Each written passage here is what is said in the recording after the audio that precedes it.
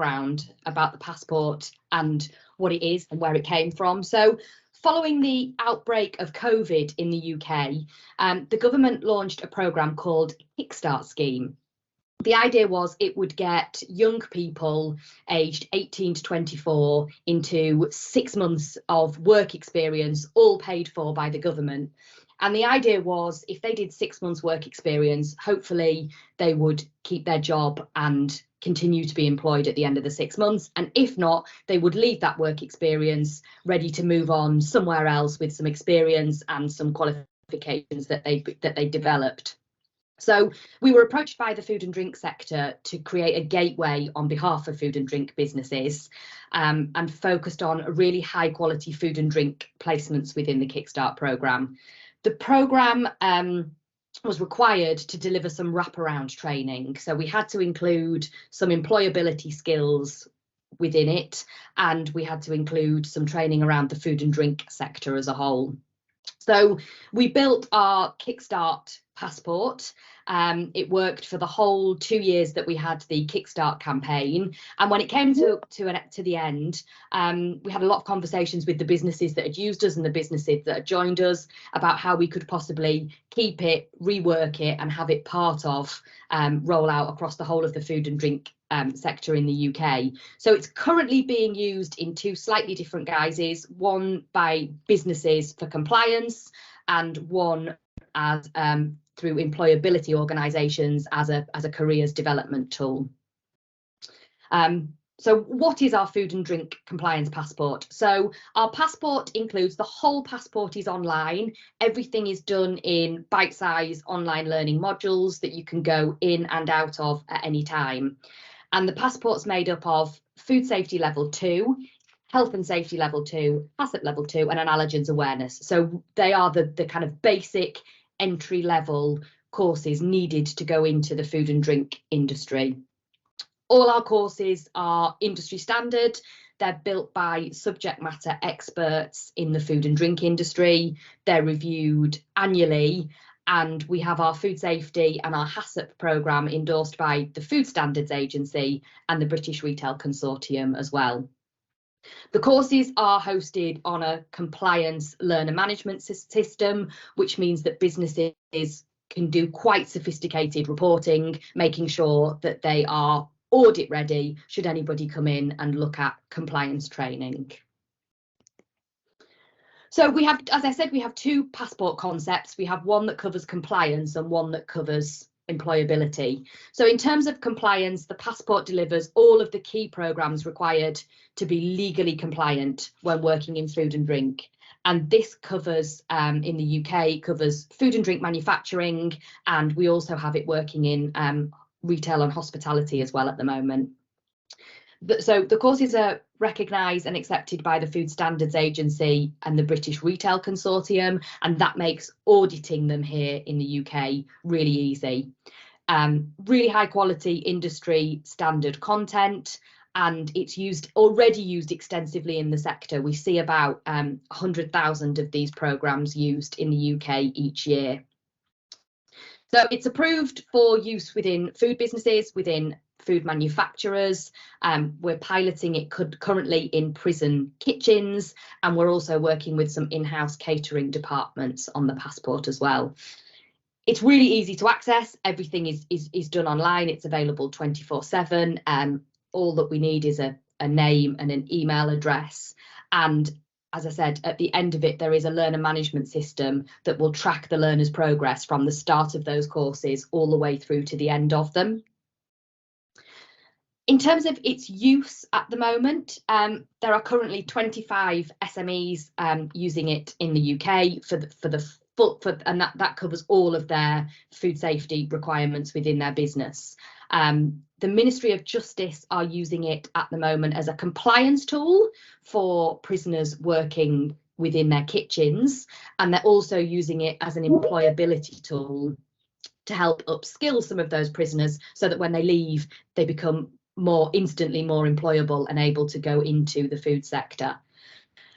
Multinational businesses are using it to support apprenticeship and T-level recruitment, and we've got several large food businesses using it to manage compliance, and we're in the process of working with some of those businesses to bespoke what's in the passport. We can add in extra programs. We're looking at adding some equality and diversity, some manual handling programs in.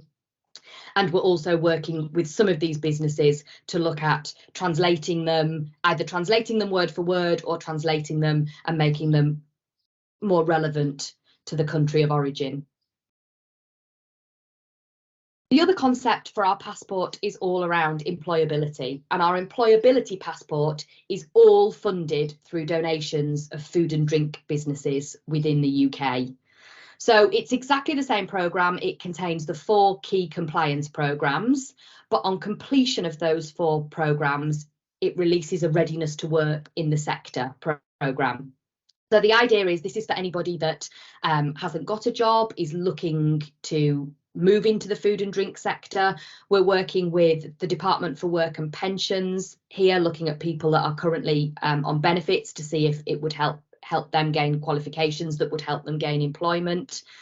All of it's funded by food and drink businesses. So food and drink businesses give us donations, and that covers the cost of the licenses.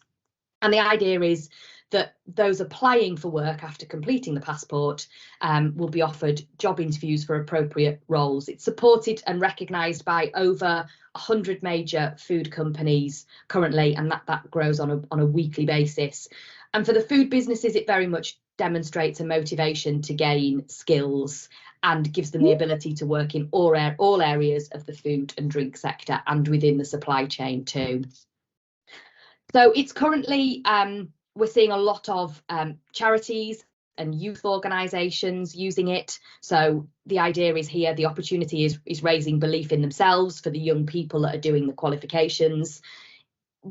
The version for the employability passport means that the young people or anybody doing the programmes can take those passports with them. The qualifications are theirs and they have full access to all of the certificates that they've done. And it proves that they're ready to come straight into the food and drink sector.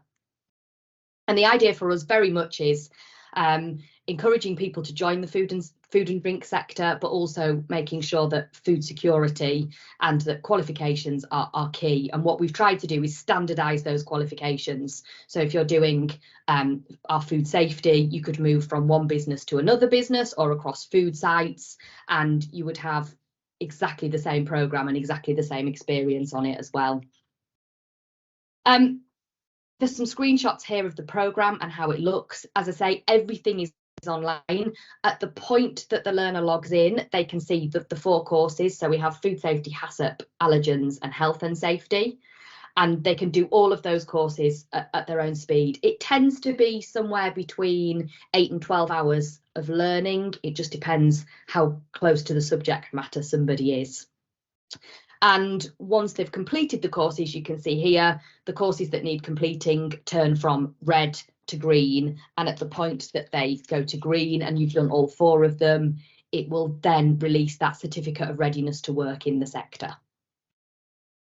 So the advantages to the food and drink compliance passport are it's a one-stop for legal compliance programmes and for evidencing them. So the work we're doing with the Ministry of Justice and the prisons at the moment is helping them get audit ready, so that at the click of a button they've got the evidence of the people that are working in the kitchens, the people that are preparing food, that they've done their qualifications. It also has time limits set in the background, so at the point that somebody needs to renew that food safety, it will flag up and send the manager some information telling them who needs to review their food safety and when.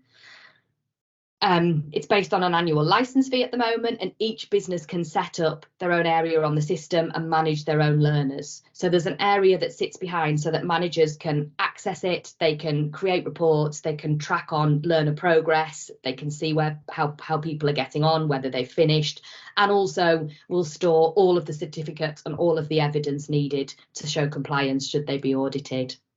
So the learner would complete the programme on a laptop or a tablet. It doesn't need a subject matter expert to do the delivery of any of it, and it delivers all of the compliance and employability for learners that's required. In terms of we have a huge amount of information on the passport on our website, which is fdcp.co.uk. My contact details are on there. We're really excited to have been shortlisted for an award for our passport this year for Education Initiative of the Year, which we should find out whether we've been successful in September. It's very much in its infancy. It was launched in September last year at the House of Lords with the backing of some ministers, but it's been really well received, and we're seeing really quite quick rollout of it, and we're also seeing some really nice case studies of people doing it and going on to gain jobs in the food sector because they've got those certificates, or it's really helping some of the businesses ensure that they're on top of their compliance and that everything that they need is in one place, and with the click of a button they can access it. Amy, thank you so much indeed. What a whirlwind tour of food and drink and the compliance passport. And I wish you a lot of success with that. I've actually got a couple of questions about that already, so that's really good. So thank you so much indeed for that. And do stay around. We've got some questions coming up later in the Q&A section. So thanks very much indeed. Moving over now to Hazel Lintz. She's from TTE International. Hazel has 20 years of experience of running learning and development projects for major employers, with activities including developing training needs, skills gap analysis, designing and operating training centres, providing educational oversight to international training centres of excellence. Her passion is fulfilling learning and development needs which meets nationalisation and complex local content requirements through training apprentices, graduates and technicians to work in industries of their home nation. So very much about localization and contextualization. And it's always good to have Hazel here because Hazel's always a busy bee. So Hazel, over to you. Hi, thank you very much, Jonathan. It's a pleasure to be here and to be able to tell people about TTE International and Middlesbrough College. So if I just start with a little bit about us. So Middlesbrough College is the largest vocational college in the Tees Valley in the northeast of England. We have approximately 13,000 students made up of full-time and part-time students. We have somewhere in the region of 1,500 apprentices. We work with 2,000 employers. We're made up of 3 companies. So we are TTE International, who was bought by the college in December 2019. There's the college itself, which does a lot of the study programmes and our adult training. And then we have our apprenticeship arm, which is the Northern Skills Group. We cover all economic sectors, so we go from construction to travel and tourism. And within that, we cover all different levels of qualification, all the way up to master's degree. We're fortunate enough to be part of the North East Institute of Technology, and as well as working across the North East through TTE International, we also work globally. The college is and TTE very much focus on the STEM area, so the science, the technology, engineering and mathematics, and this is just some of in Middlesbrough. So we've got chemical batch plants, advanced manufacturing workshops, we've got simulated control rooms as well as CNC and robotics machines. And we are actually in the process of building a new building because we're relocating TTE onto the college campus, and hopefully that building will be ready for us by September 2024. Now, the international business, well, we've been around for 30 years working in the energy sector, and one of our key areas is working in nationalisation projects. So where new energy sectors are setting up, we can go into the country and we help the companies in those countries to get the skills developed locally so that they don't have to bring in quite so many expats, and so that they're able to displace expats as soon as possible. Our core delivery areas are the electrical, mechanical, instrumentation and process operations. And the chap that you can see in the picture was a Kurdish gentleman who came to us for a 6-month programme last year, and a bespoke programme in instrumentation. So the services that we offer are many and varied, but our key 4 offerings are design, operation and management of training centres.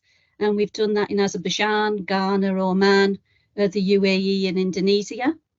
We offer consultancy services, particularly around competency assessment in Equatorial Guinea, Uganda, Ghana, Libya and the Ukraine most recently. Although unfortunately that project has had to come to a halt. We have and deliver graduate programmes, apprenticeships, technical programmes. Again, we do that in country and in the UK. And we also do bespoke programmes, which again we can do here or in country. Now, rather than what I thought I'd move on to is tell you about some of the collaborations that we've done both with industry and with other organisations. So this is going back to Azerbaijan, where in 2004 we were asked to tender for what was the largest training centre contract at the time in the world. Now, TTE is a relatively small company based in the northeast of England. So what we decided to do was form a joint venture with a large EPC company, and the company was Petrofac Engineering. Through collaborating with industry, we brought numerous skills to the table, so we could bring the design of training centres and technical curriculums, and they could bring their experience in actually building facilities. With that, we also looked at how could we implement health and safety systems and quality systems, because what we're trying to do with our vocational education is make it very practical, but ensure that it has an industrial feel. And because of the nature of the energy sector, and there were companies that we were working with, they really did want to feel that industrial workplace even within the training environment.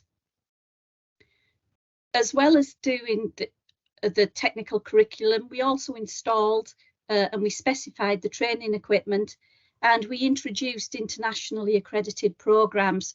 So we took City and Girls, we took EAL, along with many others, including NEBOSH and IOSH, to ensure we got across the safety message. Along with that, because one of the key things for TTE is not just to ensure that there's a nationalisation of staff working in the industry, but we also trained the local teachers, the local assessors and the managers within the centre to be able to run the facility without us. So we did staff exchanges, we had shadowing programmes. Their trainers, their managers came to us and observed us running training centres, and they delivered on some of our programmes as well as us going there. And over the lifetime of that project, we were very pleased in the fact that we trained 5,000 technicians. We pulled out of that country, out of Azerbaijan in 2016, because they really didn't need us anymore, and we were happy to take that step back. As well as working with industry, we also work with universities. Within Ghana, they had an emerging energy industry, and it was very clear that they didn't have the facilities that were needed to actually support the development of the industry and to meet their local content and their nationalisation agenda. So one of the things that we did was we went into country and we did a study of the country and looked for where the facilities, the institutions were, and what would be the most appropriate for this emerging industry. Having gone round and visited everywhere, one of the universities, which was Takoradi University, had a much more industrial feel and a much more hands-on and practical approach to their programmes. So that was the university that we partnered with. Within that, again, we designed and developed the solution for a TVET centre. We specified the equipment. We sent our staff over to do the installation and the commissioning of the equipment. Takoradi sent their staff to the UK so that they could go through, see how our programmes were delivered, and so that they could do some more teacher training programmes, go through assessment programmes as well, and have the experience of running those qualifications in country in the UK with us prior to them being delivered in Ghana. Now again, because of the nature of the industry, we want it to have an industrial feel, so we put in place the health and safety management systems, the quality systems. As I already mentioned, we designed and developed the curriculum and provided the lesson plans and the training materials. And again, we took international accreditation into the country. In Equatorial Guinea, now we've been working there a number of years, including sending staff to country. In fact, I've got 2 members of the team going out to Equatorial Guinea on the 22nd of this month, and they're going to be conducting assessment and IQA activities of assessors. We're working with the companies to actually develop their own assessment team so that we don't have to do quite as much travelling. And also it is much better, again, for their local content and for their nationalisation agenda. We're working with Atlantic Methanol in Equatorial Guinea. We've now managed to nationalise 90% of the workforce working on the chemical plant, which we are very proud of. And as well as doing that, we're also working on a sister plant to again take MVQs to level 3 into country. Another area that we assisted them was within their laboratory to bring it up to international standards, to the ISO 17025. Now, with Nigeria, we started working with them back in 2001, and we've had a number of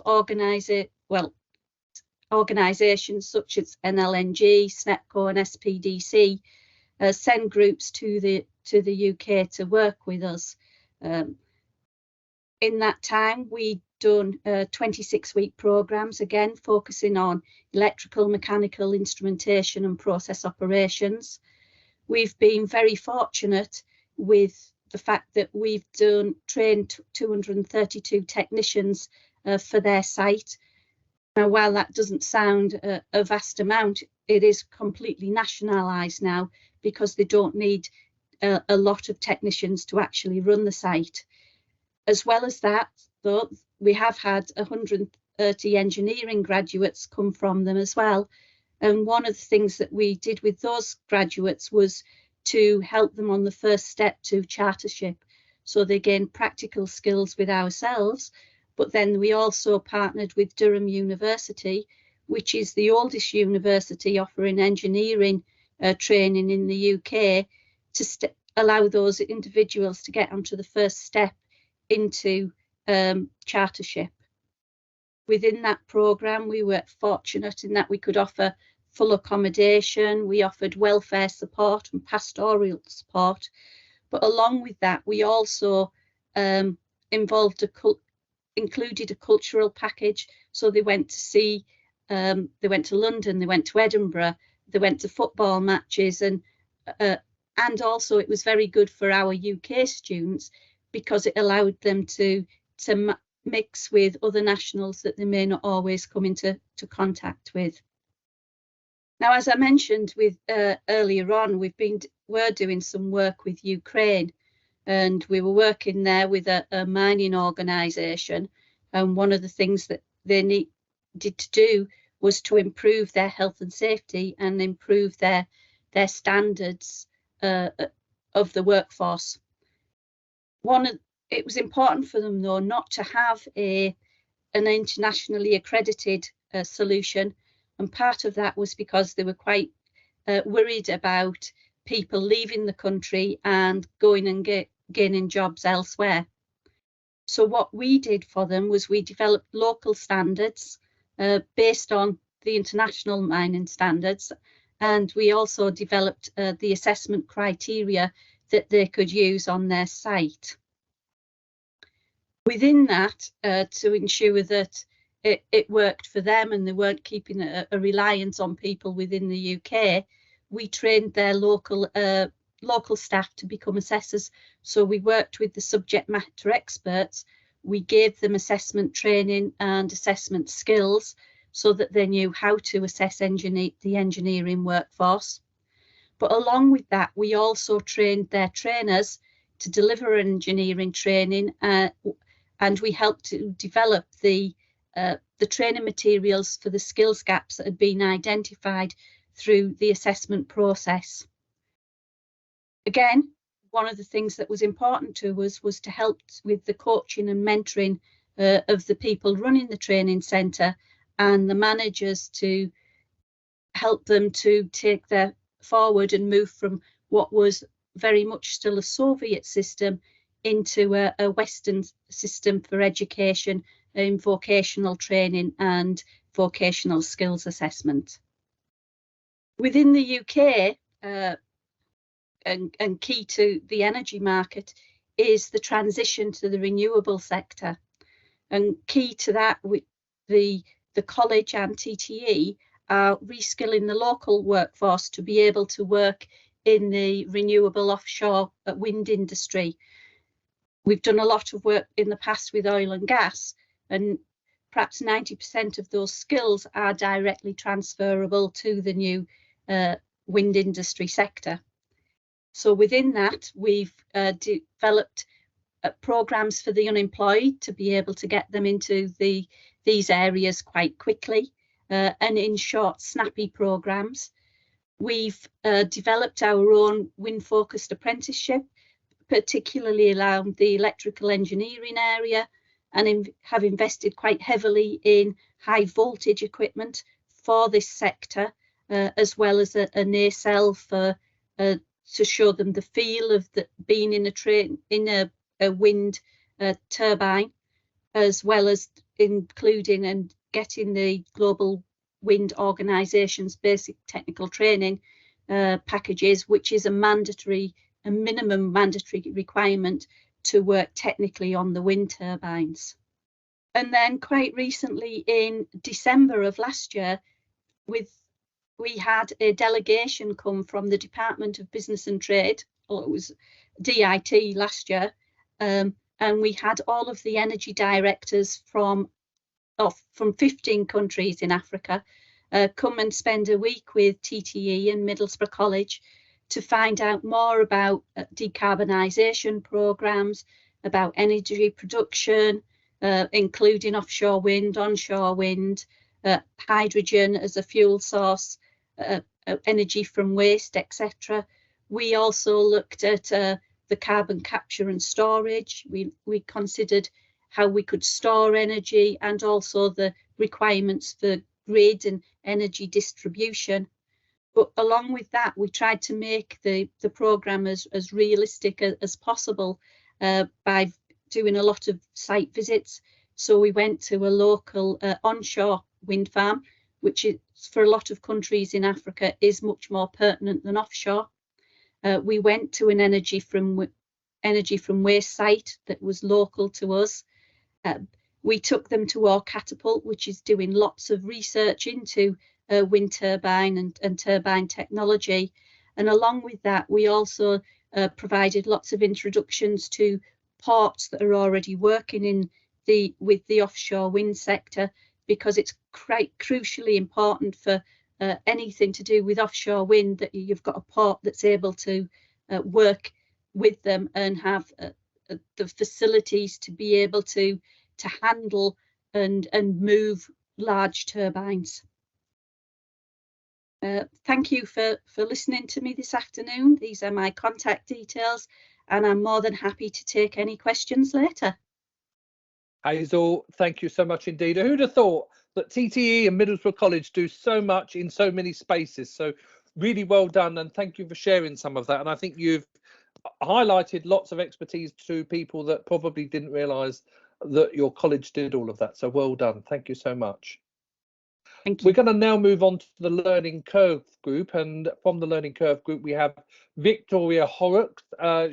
She has over 15 years experience in the skills development space, relocating to Malaysia back in 2018. She recently took up a role of Director in International Sales and Partnership with the Learning Curve group. Victoria is passionate and skilled strategic leader with proven track record in managing and leading commercial sales, strategic planning and skills development contracts globally. And I've known Victoria for a number of years, and I can tell you we only hear good things when Victoria's around. So Victoria, lovely to have you with us. We're really honoured. Over to you. Thanks very much, Jonathan. A lovely introduction. Thank you. And good afternoon, everyone. Following on from obviously Jonathan's introduction, just to explain who I am and where I'm from, I've spent the last 5 years operating from Malaysia, KL. I am the Director of International Sales and Partnerships for Learning Curve Group, and I'm actually presenting from Sunderland today because I'm in the UK for the next couple of weeks. It's a pleasure to be here to present on Learning Curve International. Some of you will already be familiar with the Learning Curve Group. They are one of the largest and most successful and well-established private training providers in the UK. And we have recently set up to offer our EdTech and learning solutions internationally, working to replicate our UK successes to a global audience and markets.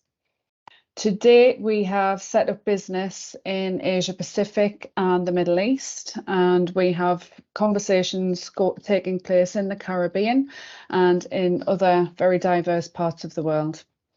I'll be taking you through now how we are transforming lives through learning in healthcare and digital internationally as part of this presentation. Okay, so Learning Curve Group is run very much on values, and if you look at our socials, promotions, and any type of marketing activity, what's very prominent is the purple people, purple colour. And our CEO, Brenda McLeish, OBEDL, is a very well-known public figure, not only in her local community, but across the UK and globally. She's been recognised repeatedly for the great work she does and her contribution to learning and development internationally. Her leadership feeds into how we operate across the group, and our people are what makes us award-winning and very focused on the impact and transforming lives through learning. Our values are very much focused on that. The organisation is very built on values. We're passionate, unstoppable, treat each other with respect, continually strive to deliver excellence through strategic and sustainable partnerships. Learners are at the heart of everything that we do, and we are empowered and passionate about supporting purple people and learners at all levels. Internationally, we'll have a very strong and defined value proposition available to schools, training providers, colleges, universities, employers and government agencies. What's really exciting is that we pretty much cover everything that you could be interested in when it comes to learning and development and TVET. Looking at our EdTech, we have the bespoke option of our learner management systems, apps and career planning tools, and these are captured in our eAssessor Pro LMS, our Careers Pro, careers guidance tool, and a safeguarding app that is proving to be particularly popular with international schools. We have a hugely flexible and supportive and creative curriculum team, offering content and resource development to wrap around online qualifications, bespoke courses and CPD courses. Now we have a whole heap of content and resources already developed that meet the ever-changing needs of the markets, and we are open to conversations around creating new content and resources, and we are very flexible around translation as an option where it is needed. Most of our courses, in fact all of our courses internationally, are offered fully online, and bite-sized CPD courses as well, with full tutor support from the UK. All of our qualifications are awarded through highly recognised UK-based awarding organisations like NCFE, like City and Guilds and ILM and others. So we offer that global recognition throughout our qualifications. Our TVET qualifications are again fully accredited and offered fully online in most key vocational sectors, with a very significant focus on healthcare, childcare, mental health, digital and IT, business and leadership, hospitality and retail, and many more. I know there's a lot of focus on kind of green and sustainability at the moment as well, and we've been doing a lot of development work in that space as well. The flexibilities and agility built into our solutions are absolutely in a class of their own. I've worked in this industry for a long time, and I'm excited every day at what we can create. And all are supported by some of the most experienced and recognised experts in the business. So how do we deliver value? We work through a strong partnership network internationally with very well established and recognised experts throughout Asia Pacific and the Middle East. We do have a large footprint in healthcare, childcare, mental health, digital and IT, and business and leadership. And I'll be going into a little bit more detail in as we progress through the presentation in these areas. On this slide, you can see examples of organisations we are already working with. And we are absolutely focused on developing more partnerships with collaboration at the centre of what we're doing with established training providers and educators internationally. So just looking a little bit further into our health and social care offering. As you can see from this slide, we do have a very robust offering around health and social care. All of the detailed courses, level 2, predominantly level 2 and level 3 TVET qualifications are fully accredited and offered 100% online through our eAssessor Pro learner management system.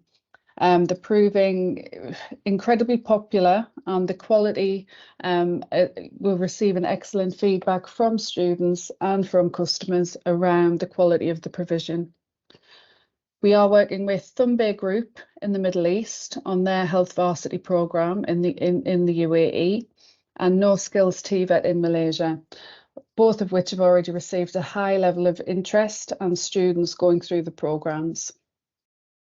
We can see some quotes from students evidencing the impact of these courses on the slide, which are highly positive around the ease of use of our LMS platform, quality of online resources and tutor support.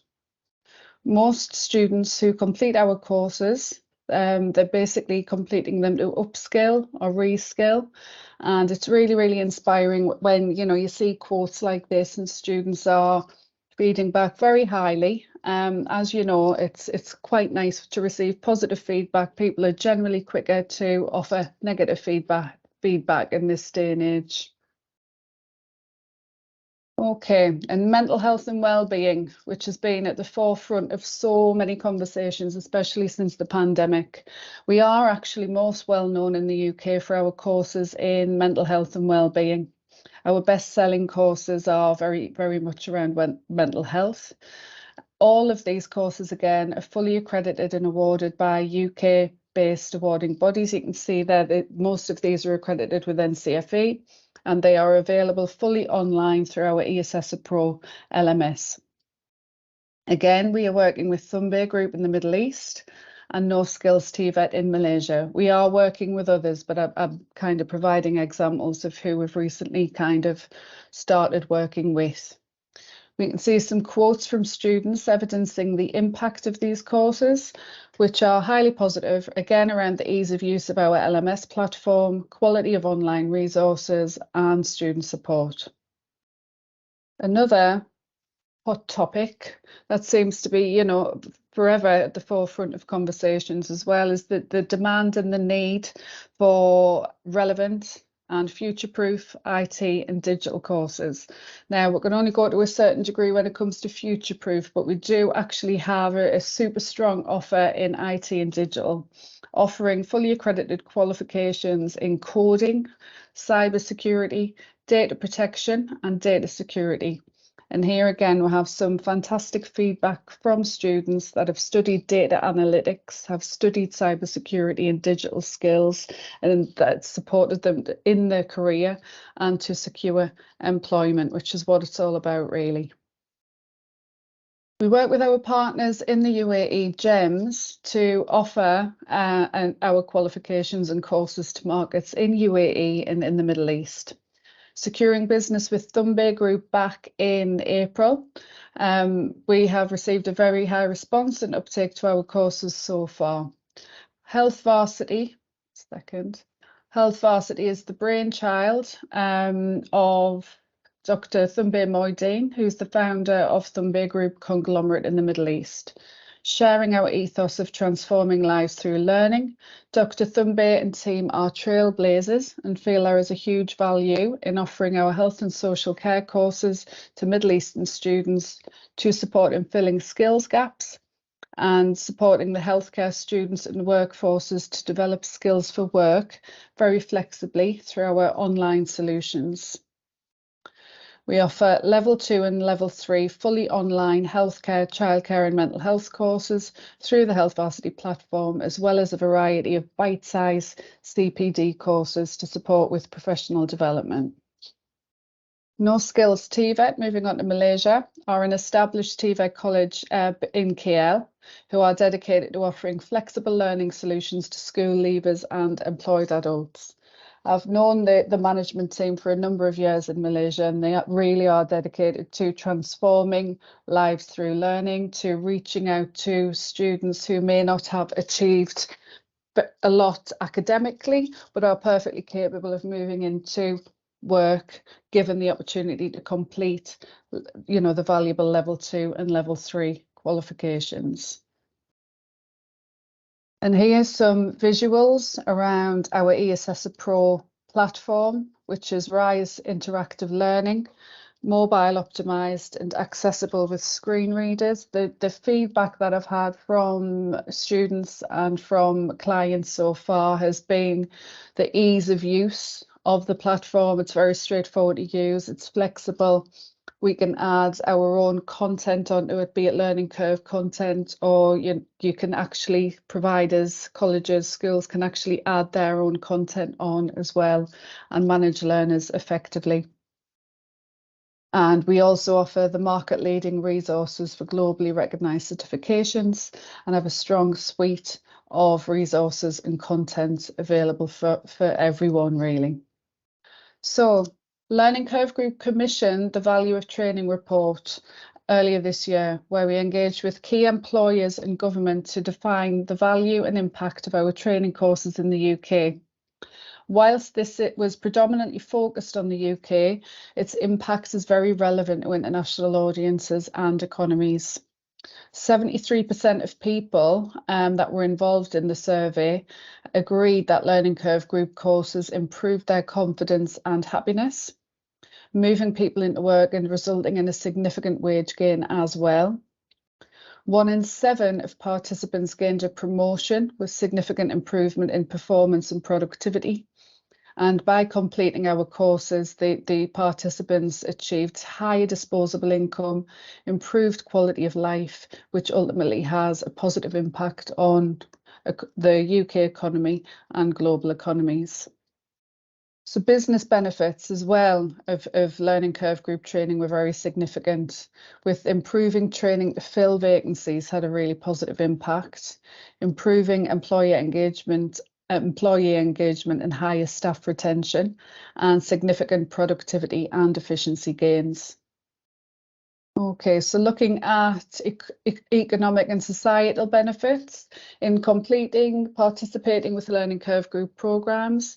This was seen to alleviate skill shortages, which in turn acts to unlock business investment, and good quality training increases appetite for more learning, leading to a range of wider benefits, upskilling workforce and future-proofing your workforce as well. So, okay, we've come to the end of the presentation now. I'll share my contact details in the chat. Thanks so much for your time, everyone. It's been a pleasure to present to you all. You can contact me on email or LinkedIn, and I'll be really happy to discuss our impact in a little more detail with you all. Thank you. Thanks, Jonathan. Victoria, thank you so much indeed. I'm always amazed at how much scope the learning curve group cover. There have been a couple of questions come in actually, so do stick around for those questions, because it would be great to get those responses from you. But really, thanks for sharing your experience, and thanks for sharing the range of possibilities that are available through Learning Curve. Really good to see. Thanks. Thank you. Now we move on to BCS, the Chartered Institute for IT, and we have Stephen Tweed, who is the International Director at BCS, with us today. He has a vast experience working across a range of markets in Africa and in East Europe, Middle East and others. He is an enthusiast for how technology can positively impact learners' experience of education, training and assessment.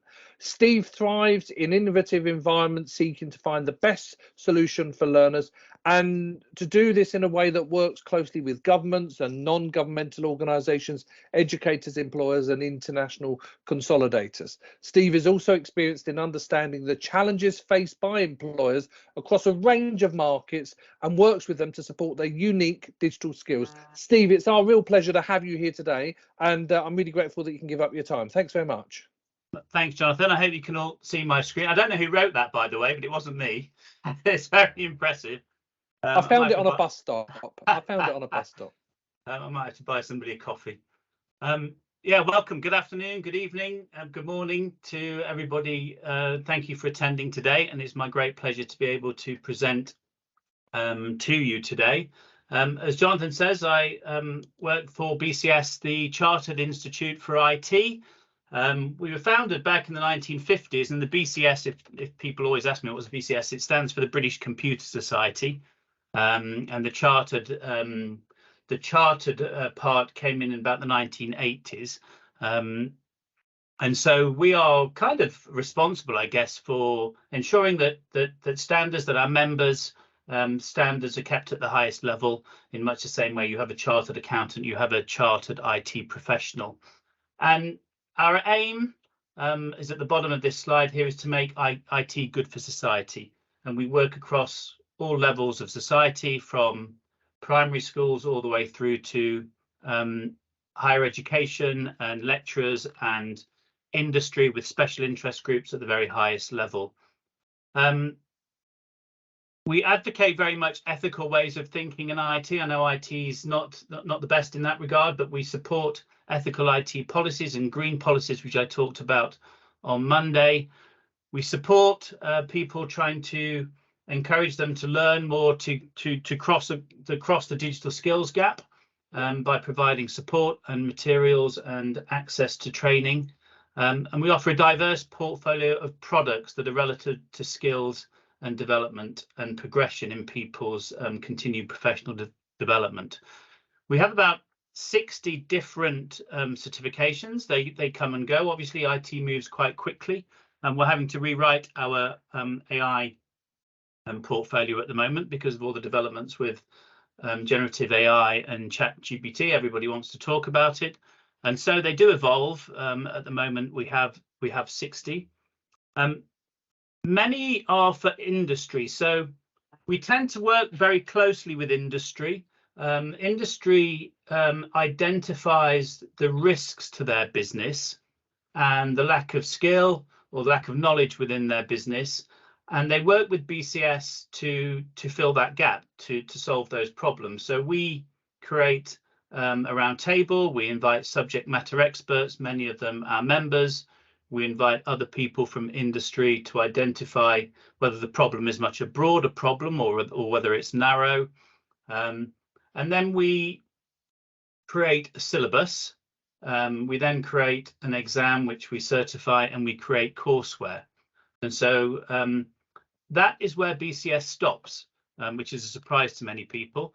We then work with training partners, and my responsibility as the international director is to work with international training partners to then help deliver those courses to countries around the world. So I spend most of my time traveling, visiting people in industry, trying to understand their problems, trying to link them up with training providers that are accredited by BCS. The courses tend to be quite short, so this is quite an interesting fact that maybe some of you who are not IT proficient maybe don't realise, but many courses sit with non-IT and IT professionals. So what we see at BCS is that IT projects generally, for the most part, tend to be delivered by teams of people and not individuals. And where you will have people with very deep technical skills, been to university, develop those skills over time. That's for BCS, that's only a part of how skills and knowledge are transferred and how business is developed. So there's a whole portfolio of what I would class as non-technical skills within the IT industry, which people need to be able to communicate with technical people as well, to be able to deliver products and services. Many of the courses tend to be between 1 and 3 days in length, but some people will stretch those out over night schools and over weekends. So it can be extended and they can be delivered, but all of the training that delivers BCS portfolio are accredited training providers. So not only do they get access to the BCS portfolio, they have to be accredited by us to be able to access that in the first instance. So that's where we are. We're pretty global. We deliver roughly around about 30,000, on average, 30,000 certificates a year across the world. We work in the UK, we work with apprentices, and we work with industry very closely. And we work in primary schools with barefoot computing and with computing at schools, but all in that kind of IT space. That's where we focus our attention. So this is enterprise architecture, which is kind of a new thing for me and something that I'm learning about. As I said, our portfolio is developing all the time, and in essence, you've kind of got to think of where we are in IT and how IT is evolving. There are multiple platforms out there, and we've learned a bit about a few of them today. And businesses engage with those different platforms in many different ways, and those systems, and as they evolve, new technology evolves alongside. Those systems need replacing, those applications need updating, they need changing, and all of that needs to evolve within a business environment. So you have a combination of people who will be working through developing those new products. You'll have systems within an organization. Everything needs to be done in a way that satisfies all the business objectives within that organization, so that they can create and innovate, and also do it in an efficient way, so do it in a cost-effective way. So that's where the enterprise architect sits.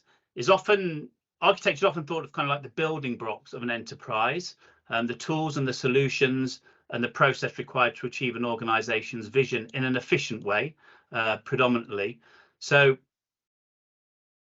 we recognize that many people in the industry are kind of unaware, and many smaller and larger business have now taken an interest in it as their infrastructure begins to evolve.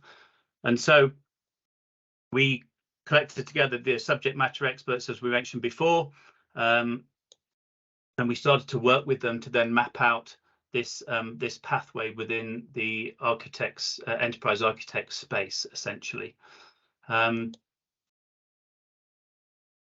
It's all part of, as we all know, all of us will be aware that there's a digital transformation going on, and that companies and businesses need updating. And the reason why we're here is so that the people within those organizations can update their skills. By 2026, the digital transformation is expected to reach somewhere in the region of $3.4 trillion in terms of the amount it's going to cost in order to cross that kind of bridge between the digital and the non-digital, and to upgrade our systems. So it's a huge amount of work to be done to make sure that people within these industries and people joining these industries get the right skills that they need in order to be able to achieve the goals that the organizations that they're working for, or the enterprises that they're working for, can deliver. That doesn't mean to say that enterprise architect hasn't been around for some time. You could argue that it's been around since the 1960s, but mainly with John Zachman, the Framework for Information Systems Architecture paper that he wrote in the 1980s was when it began to really take off. And it's a detailed plan, essentially, of how IT will be managed in an enterprise, in a work environment, and how it can be delivered. What's interesting for BCS, and why we've kind of put some effort into developing this this kind of series of professional certifications, is that many people within the enterprise architecture space were saying that their staff or people within their organization were insufficiently trained or had lack of business knowledge to be able to interpret and support enterprise architecture, which is why we've gone ahead and created it. So again, it's all based on what industry is telling us and what industry needs to know. So here we have another statement. 70% thought that their enterprise architecture teams lacked consistency and needed training, and only had a basic level of agile adoption. 41% of business leaders do not even know what their enterprise architect's function is sometimes in their business, or what they do. So there's a big training gap there, and the need for that information and those skills to be discussed and to be shown to be relevant and important is essential to a business's growth and how a business development, how businesses developed. The trouble is with it is that 2/3 of enterprise architecture initiatives fail. And that's because we think of the lack of training within industry and the lack of training within business to be able to adapt to the changing environment within which they work, and finding the right roles and skills that people need in order to deliver that change. So here's what the professional certification we've developed can do: improve strategic knowledge, effective decision making, better integrated solution, enhance the team's capabilities, cross team and understanding, better understanding of interactions between subdomains, and those subdomains can be data architecture or systems architecture. So there's the kind of overall enterprise architect kind of falls within that space. It helps organizations better invest in new technical solutions if they're adapting to business evolving outside, or either internally or products that they're developing. Hopefully it's more a cost-effective way if they've got an enterprise architect helping them to improve the information and the management and the security of their systems. It improves IT performance and more cost-effective solutions, and it reduces the risk. Essentially, the British government, when Microsoft switched off their XP Windows, the British government had to continue to pay Microsoft $5.5 million for the following year in order to maintain the system and maintain the security in their system until the British government systems have been updated to take the new platform. So you've got to be thinking ahead with enterprise architecture and looking to the future, as well as dealing with systems that exist in the past. So aligning your business to its capabilities and its strategies alongside your technical platforms and your innovation is all very important part of this process within this particular portfolio. So the certificate itself, as I mentioned, is developed by experts and employers, and so it does come from industry. It's not, but BCS doesn't sit in a room and decide the portfolio or the certifications that they're going to deliver. They work to find out where the problems lie within industry and then work alongside industry. As I mentioned before, non-technology specific. So if you're developing an IT strategy, you need people involved in UX, you need legal people who are involved in ethics and AI, you need people who are involved in data management and cybersecurity. You need business analysts to analyze not only your internal structures, but also the external environment to where your products are going to be delivered. So you need those business people alongside those technical people to be able to deliver the right result for industry.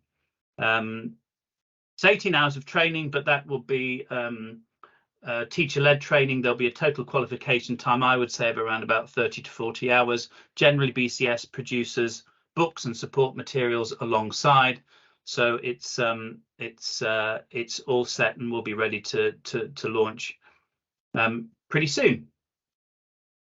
There is an architecture pathway, so as alongside this particular certificate, we do have a number of awards that are available. Those awards don't follow a particular pathway. You can take them as well if you want to specialize into other parts of data, for instance, or solution architecture. And they're not quite ready yet, but they will be available on our website within the next few months. You might see at the top of this slide the initials Sophia and Sophia Plus. That relates to skills framework for the information age.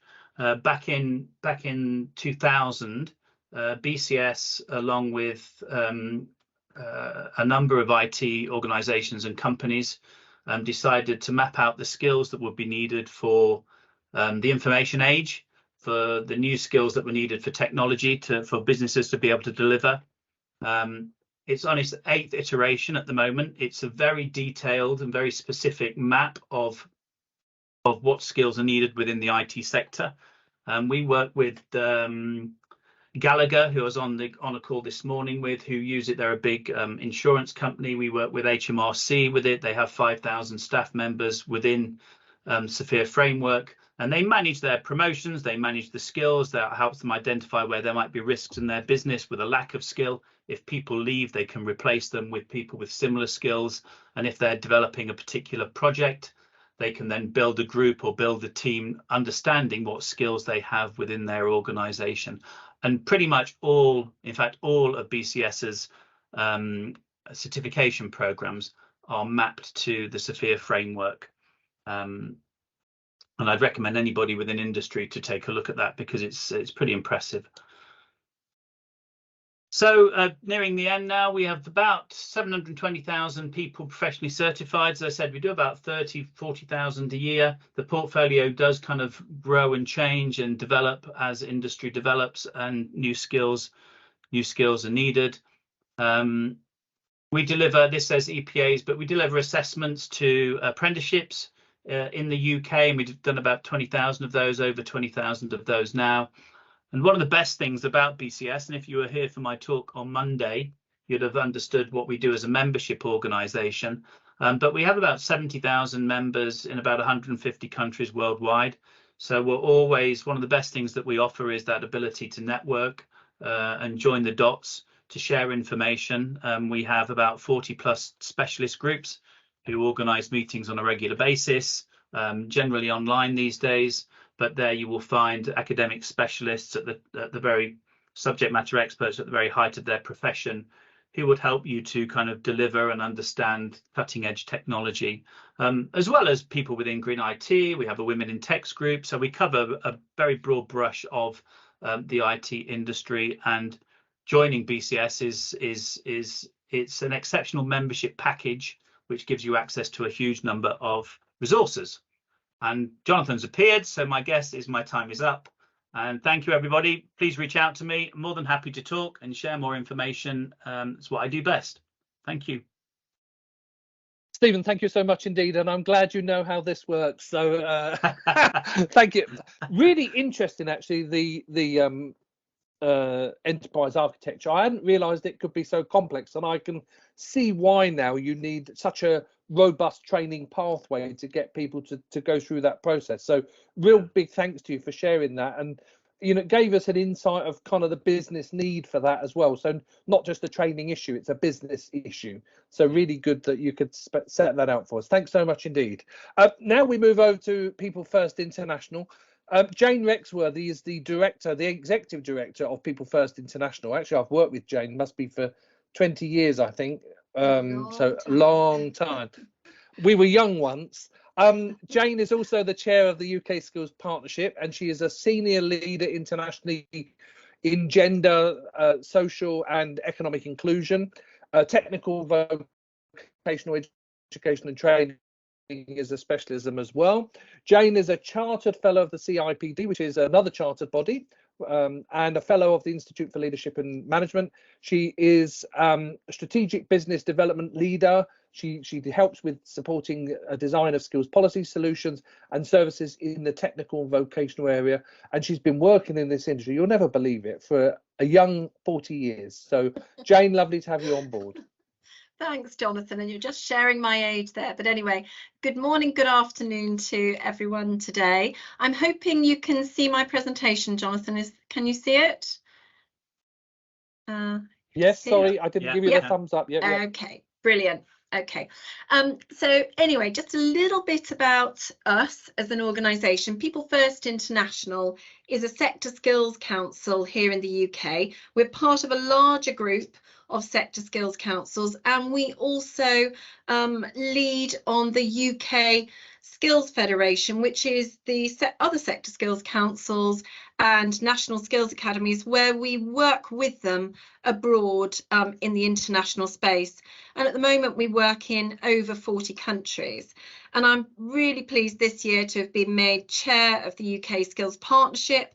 And within that, wearing that hat, we have around 2,500 members. And you've heard from some of those organisations today, so you can see the wealth of experience that we have around the skills agenda. So I'm just going to concentrate a little bit on my agenda for today, which is to share with you the type of work that we undertake. So everything we do is industry led. It's always based on workforce intelligence. And in fact, many of our projects internationally are based on undertaking that labour market intelligence with industry to identify skills, solutions and services that are required. We enable collaboration through working with partners. And I think that's a really strong message to get out there today, is that you've heard from our experts here in the UK. Collectively, we are a powerhouse being able to offer solutions out into the international market through the consultancy work that we do, which starts at the high level of policy, strategies, working with governments to help them understand how TVET and skills reform might happen in a country. We're also very familiar with the development of standards, and the role of sector skills councils typically in the UK is based around the development of standards, national occupational standards, skills frameworks, apprenticeship frameworks and standards as well. And everything we do has to be practical because it's always led by industry, and therefore it has to make a difference to industry. So today I'm going to talk about two areas. The first one is around how we help employers to address those workforce needs. And I'm going to start on the area that we have lots of knowledge and expertise on, which is the visitor economy in tourism. And over the last few years, goodness me, we've had such disruption. We saw over 62 million tourist-related jobs lost worldwide in 2020. When we lost those individuals, many didn't return. So when the industry got back up and COVID was a thing of the past, actually we struggled as an industry. We just didn't have the skills base required. We also had the challenge of inflation, travel costs rising, and the challenges that meant to our organisations and industry trying to make their profit margins.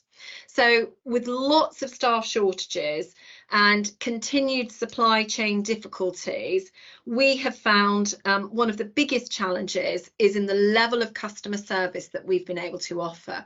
And we call it skimflation. And we've heard that term now many times, where actually with reduced number of skilled staff, experienced staff with the right skills required, our customer service has really gone downhill. And that is a global challenge. And then we have the added factor that our consumers in tourism are really interested in the green sustainable agenda, and therefore looking at how they can improve their services to demonstrate to the customers how good their industry is in terms of sustainability.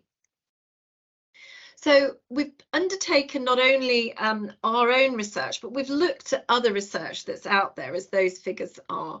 And this is another, I think, really telling aspect of what's happening in the UK at the moment. But when we're out undertaking research, we see the same challenges and the same problems occurring. And we've just recently undertaken a heavy study in Mexico and the Latin American region, and we've seen the same sorts of stats coming out there, where we're seeing up to three quarters of our 75%, let me try it that way, 75% of organisations who are currently facing huge skills shortages, and rising to even higher percentages of that within large organisations. So when you heard from some of our colleagues earlier, you'll see that there are some excellent solutions in place to identify what those skills are and what skills are going to be needed in the future. So a huge challenge across the world, and certainly in the UK at the moment.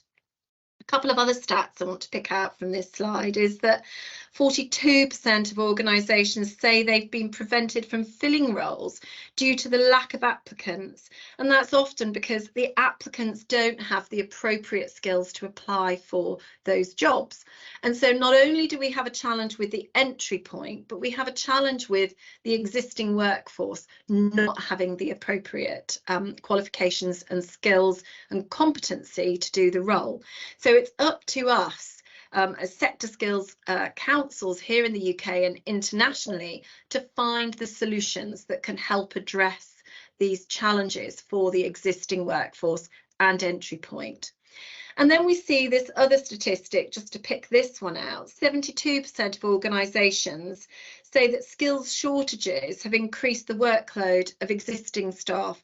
And we are seeing that. We're seeing where existing staff with the skill set are suddenly finding themselves having to pick up additional work due to those challenges, due to an unskilled workforce.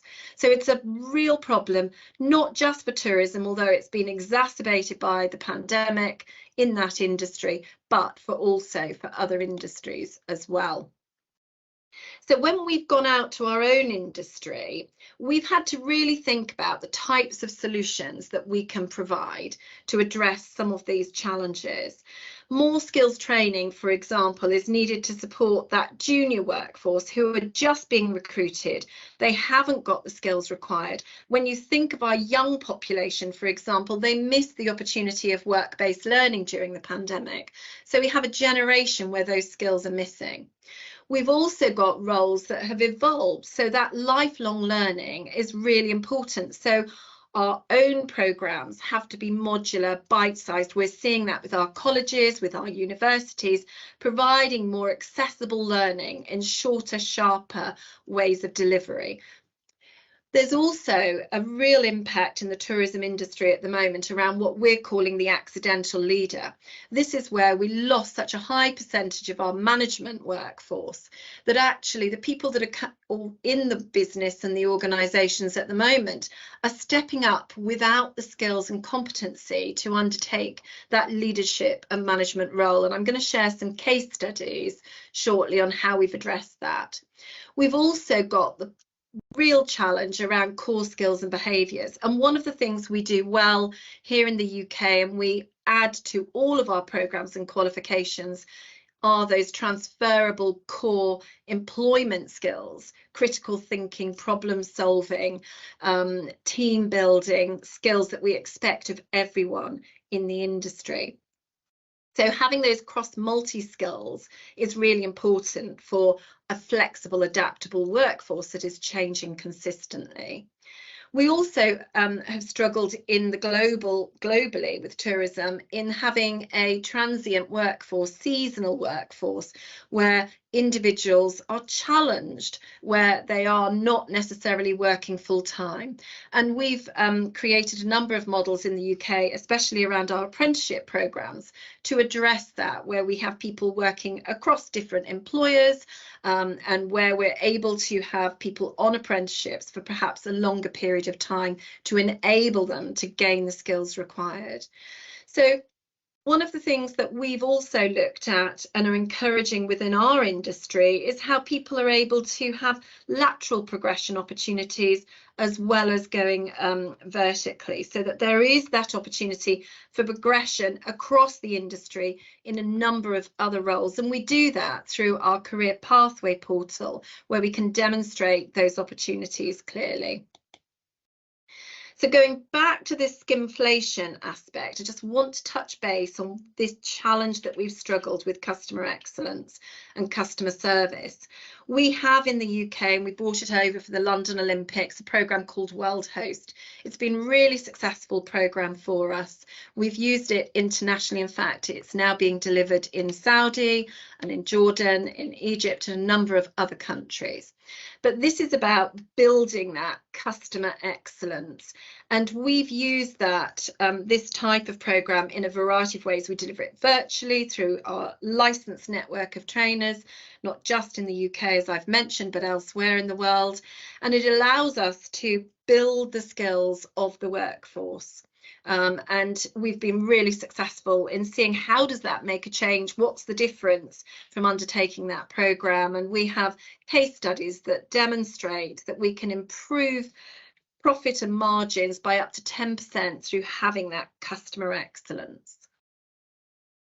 So I just wanted to share a few case studies with you. We've done, as I've mentioned, labour market intelligence is really important. We've recently undertaken in the southern states of Mexico some research into youth unemployment and youth challenges to help the government in Mexico and the stakeholders understand how they can improve the skills of that young population who are often leaving the country to go elsewhere in the world because they're not seeing those job opportunities locally.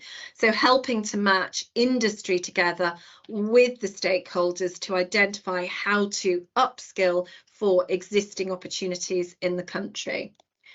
We've also been able to show how we've addressed the youth inclusion, especially around hospitality and tourism in this instance in Abdali Mal, where we have developed train the trainer programs and built the capacity of local providers to be able to deliver programs over many years. In fact, this program's now been running for over 5 years, and many thousands of individuals have been trained through a training facility that is based on the doorstep of industry, right in the heart of a shopping mall that features retail and hospitality and tourism.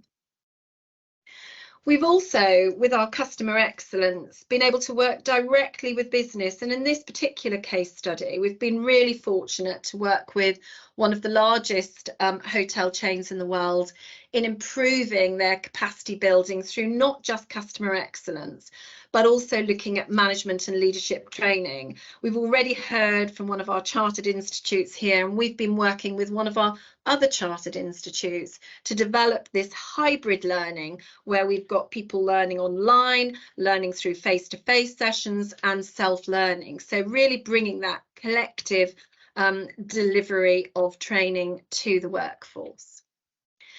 And so I'm going to finish there for that topic area, but I'm just going to spend just a few minutes, and I know I won't have too much time, but just talking about social and gender equality and social inclusion, that GESI agenda. Again, it's becoming really important thematically at the Education World Forum. We heard this mentioned in every single meeting with ministers of education, where they were saying the importance of providing better gender inclusion, better inclusion for people with disability and marginalised groups. So for us, it's been a really important topic. And I think some of these stats are really key to see. Around 2.4 billion women are not working in or afforded that equal economic opportunity, and that's in most countries around the world. So there's a lot of work for us all to do, and suddenly everyone seems to have woken up to that. We're seeing similar high numbers of individuals, of people with disabilities who, again, not out there in the workplace, becoming socio and economic in their ability to find gainful employment. And there's a real opportunity here for us across the world to support this inclusion agenda. Just going to move on very quickly to a couple of examples of that. We've been working most recently with FCDO in Colombia on the development of a programme for the construction industry to support gender and equality inclusion in the country. We developed a toolkit that's been really successful in supporting the construction industry to think about their recruitment, their retention and their work-based learning, how to have that unbiased recruitment process and to support women and people with disabilities into the workplace. We've also, within one of our recruitment and training centres in Egypt, been able to create a fostering and inclusive classroom where we've trained teachers to deliver in a classroom that is fit for purpose for people with disabilities and also supporting that gender inclusion. And again, it's a really important aspect to really think about what value these individuals can supply into the workplace. And we've got some really interesting statistics that we can share in more detail later with you on that. And then finally, to just think about HR practices, one of the challenges that we've seen with our employers here in the UK and in the international market is that there is a lack of understanding about the equal opportunities and equity that is required to support women and people with disabilities and marginalised groups into the workplace. And we've been working with one of the large hotel chains, as I mentioned, on developing a toolkit and support of policy to help those businesses to move forward in better recruitment practices. And so that's going to finish my presentation, just to share a few thoughts with you and look forward to answering some questions. Thank you, Jonathan. Jane, thank you so much indeed. As always, a whirlwind of information that you share, particularly around hospitality, of course, with your examples, but also with the gender and social inclusion, really important subjects. And the two bind together really well. And I think you've demonstrated how you've managed to do that in other countries, in different economies, using UK expertise. So thanks very much indeed. We do move over, though, to our last speaker for today. And our last speaker is none other than Stuart Liversedge. He's from ActiveIQ. Stuart started working with ActiveIQ in 2019 after 20 years in the physical activity sector. Studying numerous TVET qualifications to support his academic studies, he created a career path, and having worked as a tutor, he saw firsthand how TVET education improves the quality and standards across the UK and across the sector. He's a passionate health and fitness professional, and you know, we're really pleased to have him on board today. And I've been on a trade mission with Stuart, you know, and it's all fitness. So I'm well out of his league. There you go. Stuart, over to you. Thanks. We can see and hear. Thank you very much, Jonathan, and thank you to all my colleagues on the call as well. Having the last spot of the day, I don't know quite how I'm going to follow on from everybody's presentation, but I'll certainly try my best. And thank you for a lovely introduction. Good afternoon, good evening, and good day to everyone that's joined us. I hope you've enjoyed the programme so far. My presentation today is going to take us through a little bit of a story around ActiveIQ, so you can find out a little bit more about us and about what we actually do. We are an awarding organisation or certification body from the UK. We've been in operation for 20 years, and we've recently been acquired by the NCFE group that have been in action for 175 years. We work with sector skills councils and professional bodies to develop qualifications and skills training to address the skill gaps within the sector, to understand the transition of knowledge from the workforce and how we can continue to develop those skills. As Jonathan said, my role within ActiveIQ is a business development manager, and I've been in the physical activity sector for over 20 years now, covering most of the roles from starting out in the very early days as a lifeguard, right the way through to a regional manager operating the leisure centres in the UK directly. With ActiveIQ, I've been lucky enough to travel overseas as we've started to grow our international product, and Jonathan and the DBT have been fantastic advocates of that. And we've recently just come back from Singapore. We were lucky enough to go on the DBT trade mission to Vietnam earlier in the year. And we do a lot of work around the Middle East and North Africa. And we actually have another Dubai mission coming up in October, November time. So a little bit of an overview of ActiveIQ. As I mentioned, we've been in action for 20 years within the UK. We've covered various qualifications throughout that time, from entry-level information to get people into the sector, right the way through to higher qualification points as well. NCFE recently bought us due to our work within the sector. They obviously were very proud to have acquired us and our portfolio, and they continue to develop us and our products and services further as we work our way through the education sector, helping and improving on the quality delivery of skills throughout that sector as we go. Our qualifications are written to meet the skills and requirements of the National Occupational Standards and IFATE standards within the UK. And that basically means that our roles that you gain qualifications are fit for purpose within the active leisure sector or within the recreation sectors. And there's a lot of transferable skills as well. Having spent so much time in this particular sector, I know that my skills and my experience would give me gateways into other areas should I wish as well. As an awarding organisation or certification body, we provide the guidance and quality assurance on delivery methods. We consult with our clients to understand what their needs are from our education, and also any logistical queries or conundrums they may have in terms of delivering that education to their staff, to their students, to their workforce and wider. We've grown our traditional offering away from gym instructor, personal training. We now offer a whole host of qualifications. We've moved into apprenticeships within the UK, and we're very proud to also be able to offer our international programs of study, which have opened various other doors around the world for us.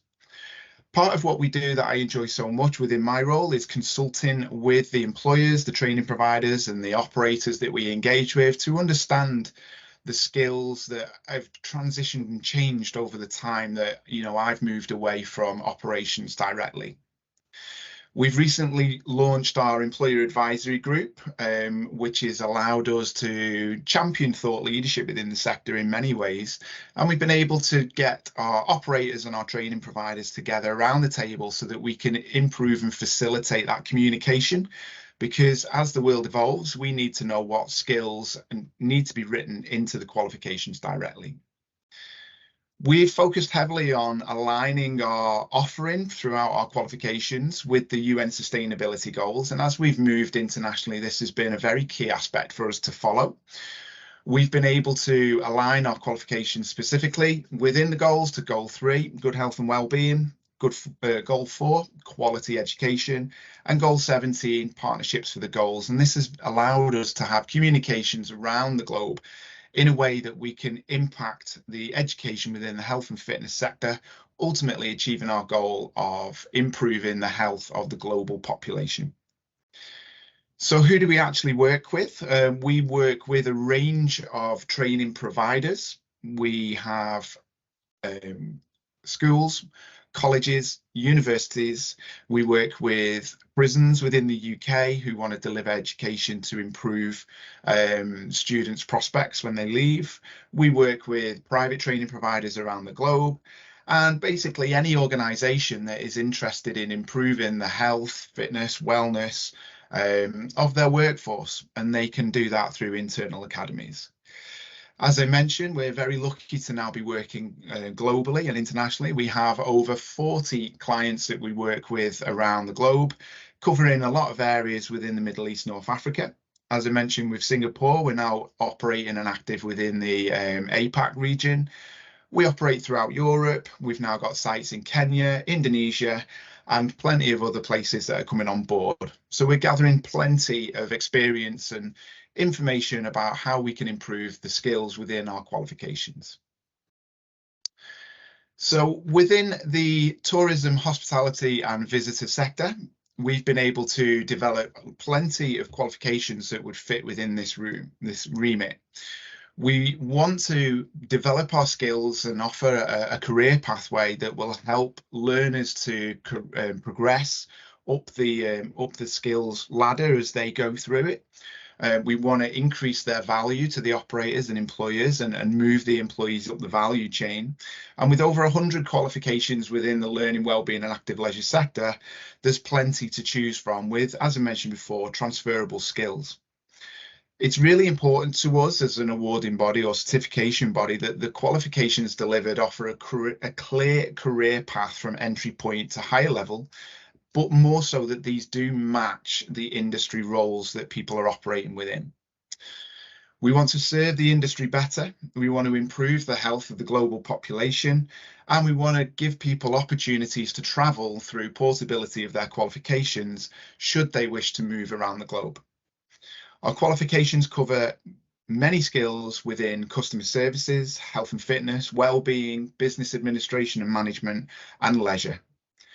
Transferable skills can also be taken from team leading, management, and some particular examples within there would be the diploma in business administration that crosses many sectors, a certificate in customer service that does likewise, but we also have safeguarding, first aid, and mental health awareness as well. So there's plenty for people to go at as they look to develop their workforce, or they start to look at the qualifications that can be linked from the UK to their particular sector. Throughout the work that we've done, we offer a lot of support and consultancy around developing the Train the Trainer programs. We want to be able to develop localized tutors to UK standards where possible. And through the work as an AO, we're proud to be able to offer our continuing professional development service. And that allows the local workforce to move into education roles to deliver the live skills and examples and the experience that they've gained from the workforce into the workforce of tomorrow. We offer various courses across tutoring, assessing, internal verifying, and they cover both level 3 and 4. And as I mentioned before, part of what we offer through business development and our quality assurance programs is consultancy. And this is sometimes hard to quantify as such. How can we kind of show directly? It's a little bit of a pink and fluffy element. But when we work together with our partners, we want to be able to support them fully. And where our skill set may finish, we have lots of localized contacts and trainer provider partners around the globe that we can lean on for support, and we're quite happy to network our clients and our friends into that to be able to benefit the skills delivery firsthand. Within our teacher capacity and capability skills training, we're also extremely proud to offer our level 2 award in mental health awareness. This is a very nice qualification that was developed within the UK. It's been extremely well received across all of our vocational colleges that we work with, our private training providers. And this was put together to increase the amount of discussion around this particularly sensitive subject. Within our TVET colleges in the UK particularly that work with those, we've had a number of case studies where this has been very well received from the students, the teaching staff, and also the parents as well. So there's a little bit about us and what we do. As I mentioned, I'm more than happy to network and enlighten people on further services and skills that we offer. But I wanted to give you a little bit of a feeling for some of the work that we've been able to do around the globe so far. One of our case studies, one of our biggest case studies and our longest serving clients is Fitness1st in the Middle East. The reason I wanted to highlight Fitness1st and the work that they've done is because they've been able to create their own in-house academy And this was allowed them to identify any particular skill gaps within their workforce post-COVID, where employees maybe haven't returned, or where the world is slightly different and they need to transition to different skills. They've been able to introduce training to this area and use that as a reward opportunity for their team as well. Following a very strong ethos of recruit and retain, they've delivered UK-based TVET training to the quality of resource and obviously the assurance standards that we require within the UK.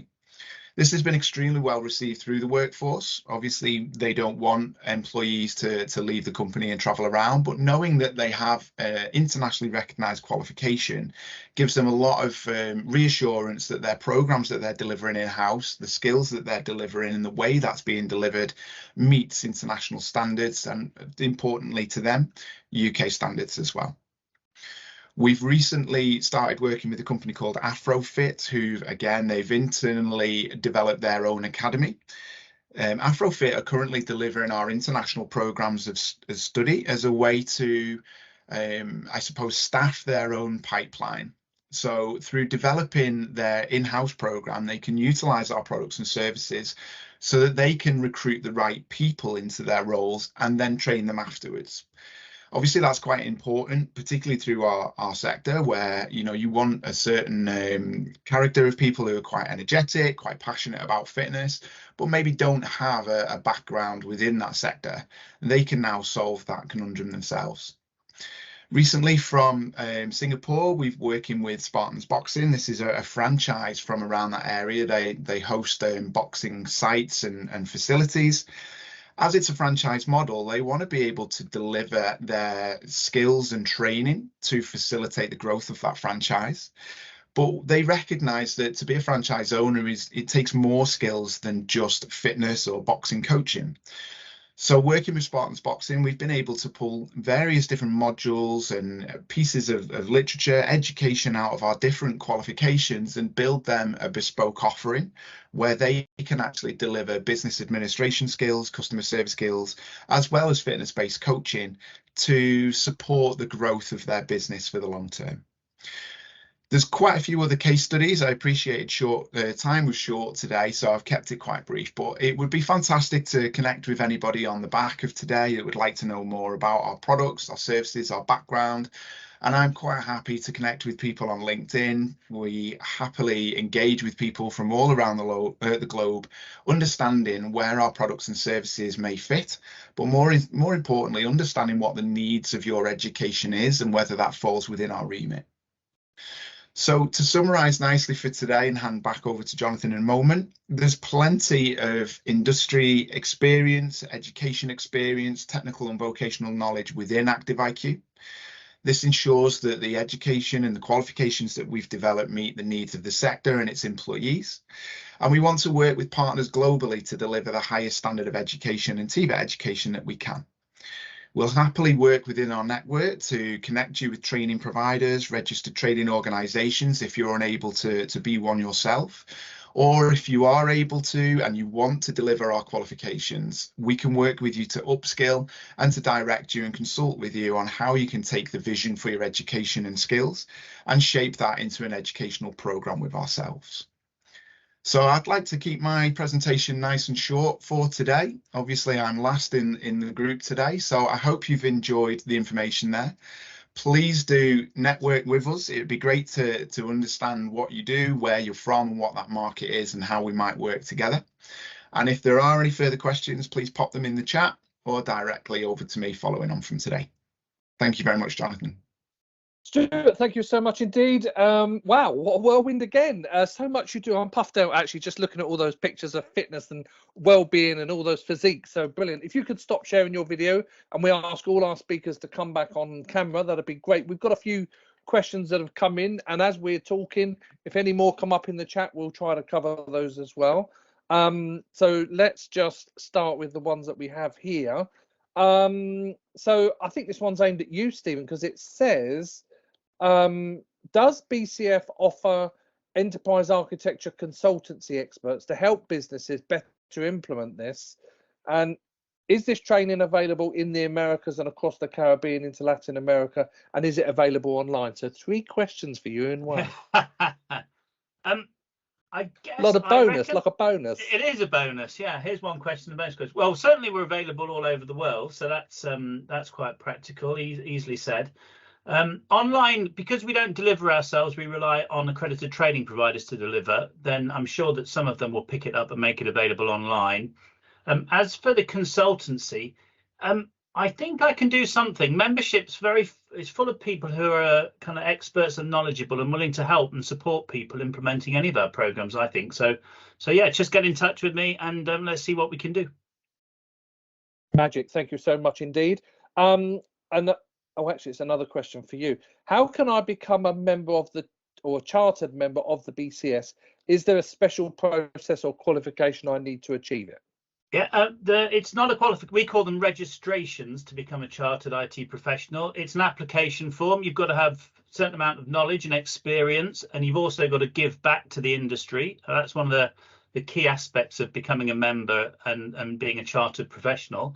It's an interview with 2 other chartered professionals. It's a club I don't belong to, so I can't say any more than that. But there is an application form you can download, maybe one day. But let's see how we go. Okay, great. Thank you. I can share the link. I'll get the link and I'll put it in the chat. That'd be brilliant. Thank you so much indeed. Yeah, we really appreciate that. I think this question's for Amy, because it's about food and drink passport and online learning. We love the food and drink passport and online learning. Is there a possibility to have some sort of tailored version for Caribbean countries, and will it be multilingual? Yeah, definitely. We're working on it with some of the food and drink businesses at the moment that have sites overseas. So we're looking at a Chinese version at the moment, and it would be all translated, and we're adding in specifics that relate to food safety laws within that country. So it can absolutely be bespoked. Okay, great. Thank you. Victoria, question for you. I better cross out these questions, otherwise I'm going to ask them twice, aren't I? Victoria, question for you. You mentioned a lot of courses in TVET, and how do you develop these for industry and with industry? I think a key part of the development process is engaging with the awarding body, engaging with government agency, engaging with employers and also learners, just to establish, the right fit and to make sure that we are creating the right product. So ultimately, it's not a one-man job. It certainly involves, various areas of expertise to make sure that we get it right. Thank you so much, Victoria. Thank you. So this one must be for Hazel. Could apply to anybody though, so open to other answers. Does the technician training that you provide get me a job with different employers, so across different employers and across different sectors, and is it accepted? Yes, it is a very short answer. The programs that we offer can be utilised across numerous sectors, and certainly when we're looking at like our level 2 and our level 3 programs, the level 3 would take you to be a qualified technician. It's apprentice level and is able to be used in, like, as I say, many sectors. Great, thank you so much. Stuart, I have a question for you here regarding health and fitness. We offer some fitness in our centre, but nowhere near the range that you do.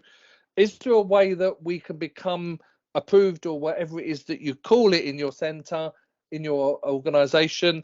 And what's the process for that? And can you help us build our capacity in teachers and trainers? Yes, absolutely. In the short answer, get in touch and we can find out where your skills are, where your current education and offering aligns with what we do, and how we can put a plan in place to broaden that skill set out.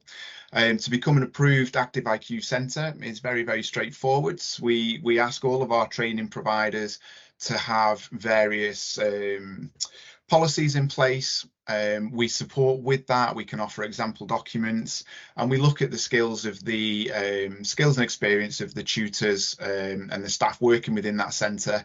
So again, we can make sure that you've got appropriate people in the right place. But the best thing to do is reach out to us.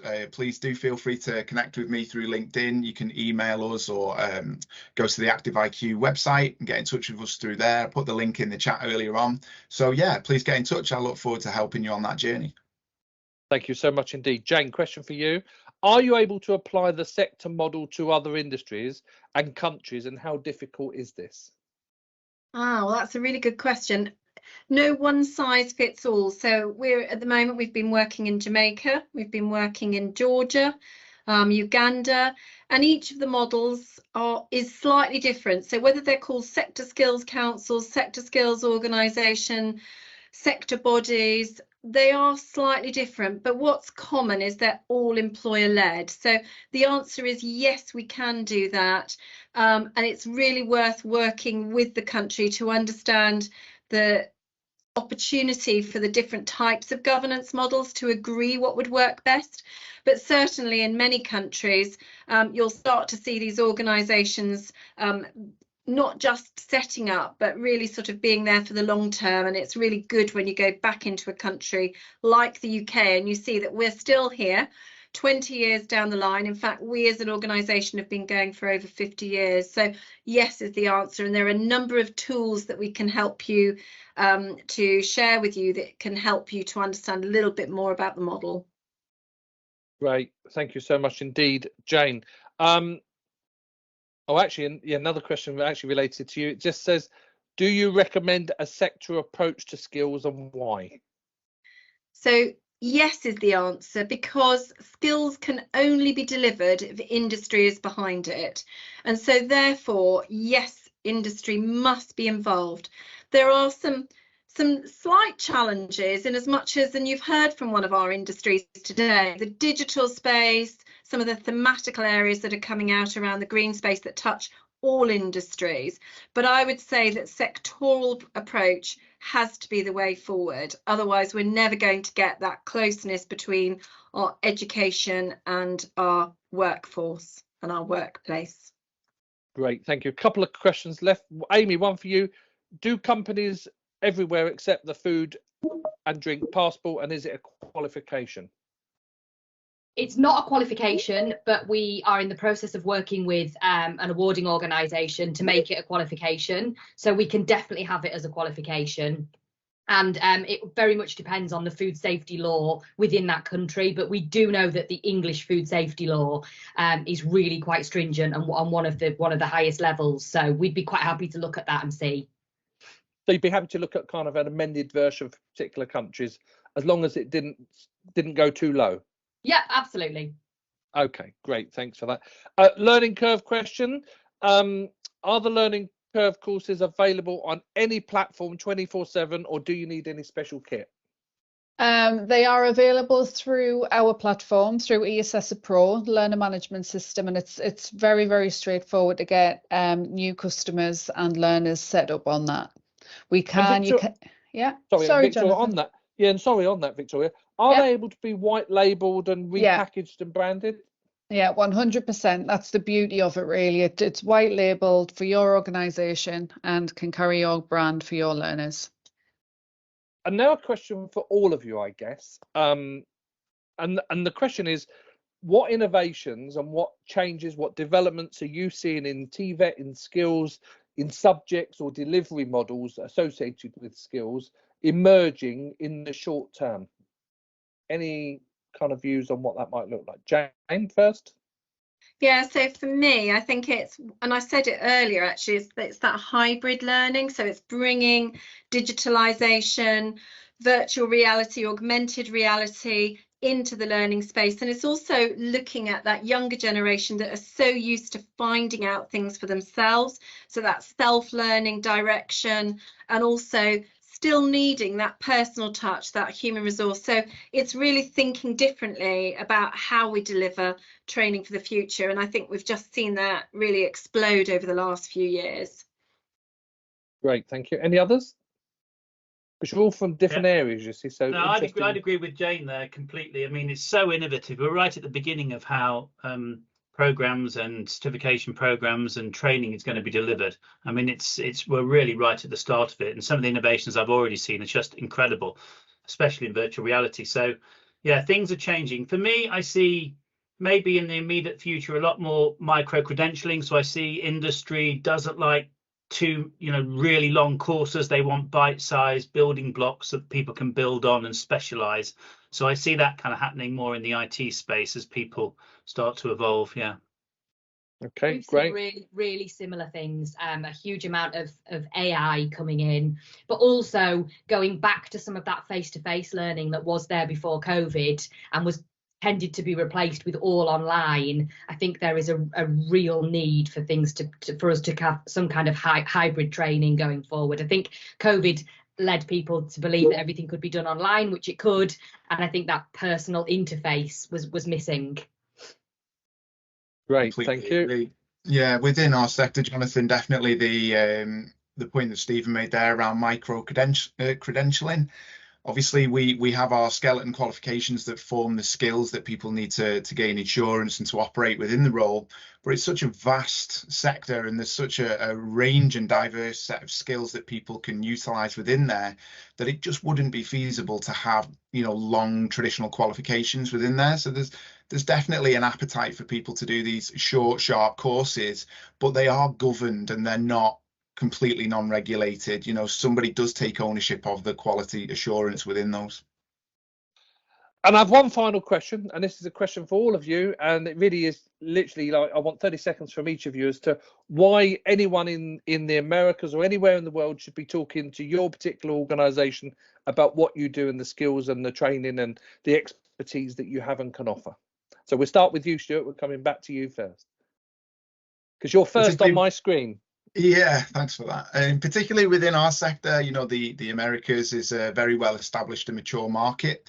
Certainly the intel that we've picked up from traveling internationally is there's an appetite for UK-based and English-based education. It's not to say that it's better, it's just different. Obviously, I'm a firm believer in it. And I think where there's mature markets or emerging markets, you can capitalize on that as a disruption and actually look to broaden and change the skills, offering them in a different way. So to get in touch with us to find out what we do and why it's different to what's out there, or why it would be best to start with British from the off, then obviously you can plan your journey out accordingly from there. Thank you so much indeed. Hazel. Hi, I would say certainly for working with us and TTE in the Middlesbrough College, the green agenda and green energy is growing very much over the Americas, and it's vital that they learn from somewhere, and certainly the UK is leading the way with offshore wind. So please come and talk to us. Thank you very much. Jane, I know you're going to run shortly, so Jane. Yeah, so for me, I think it's the fact that we can work collaboratively and as partners to provide you a one-stop shop solution. So I think that's where we do it really well, and we've got great examples of where we've done that in the past that we're really happy to share. But I think, yeah, come to us, because we also have learned a lot on the journey. Thank you so much indeed. Stephen? A couple of things from me. One is 72,000 members worldwide. Membership gives you access to all those people joining the dots and creating contacts. But the other thing is it's important for BCS that you kind of reach out to us, because we need an international perspective from where BCS stands. We want to understand more about what's happening in the world as well, and we want to kind of steer our own business in a more international way, actually. So I think it's important that not only for business, but for our perspective, that you come along and join us too. Thank you so much. And finally, Victoria. Hi, thanks, Jonathan. Who looks like she's got glorious sunshine on her. I'm having lighting problems, so I am sorry. I was going really gloomy, and then the sun's coming through the room. So as long as you can see me, it looks lovely. Yeah, we not don't the most care. flattering, is it? Yeah. So Learning Curve Group, for me, the agility and flexibility that are built into our products is just top class. We have the platform, the learner management system. We have app. We have content and resources. We have fully accredited qualifications with highly recognised and respected awarding bodies from the UK. And we also have a huge focus on CPD courses, because I think the key shift for me, especially since the pandemic, has been, you know, the focus on learning never stops. You can't afford to get complacent in any position you're in. And I think employers are slowly, you know, coming round and showing more of an interest in that learning and development piece. So there's huge value in the breadth and width of our offer, and I'd be more than happy to speak to anyone who wants to discuss it further as well. Great, thank you so much. That does bring us to the end of this session, but it's not the end of SkillsFest at all. For those in the Americas, we have another session tomorrow, so 1600 hours UK time, running till 1800, so another 2-hour session with different speakers on a new day covering different topics, so please do join us.